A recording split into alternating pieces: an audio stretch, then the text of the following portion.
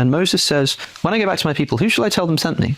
What's your name? And God says, Eheh, Asher, Eheh. I am that I am, or I am who I am. So go and tell them that I am has sent you. Eheh, Asher, Eheh. Go and tell them that Eheh has sent you. And so when Jesus says, before Abraham was, I am, he is invoking the name that God gave himself in Exodus, which is I am. So that's the line. That's why they think that's the case. So Eheh translates to, in Greek, Ego eimi ho on. Is so this is where it gets really interesting.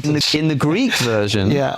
If you read the Septuagint, God doesn't say the same thing twice. So in Hebrew, he says, Eheh, I am that I am. So it's the same thing twice. And then he says, go and tell them that I am has sent you. So he says it 3 times. In the Greek version, he says, what shall I call them? And God says in response, Ego eimi ho on, which means something like, I am the one who is. I am, ego eimi, the one who is, ho on. So go and tell them, ho on has sent you. I is. Ego eimi has sent you. It says, go and tell them, ho on has sent you. So the version that the New Testament authors were using, I think, if they were trying to invoke this passage, they would have had him say something like ho on, but he just said ego eimi. So in the Greek Septuagint, when God says this to Moses, the function of the phrase ego. All of the prophets throughout time were prophesied that they would be coming ahead of time.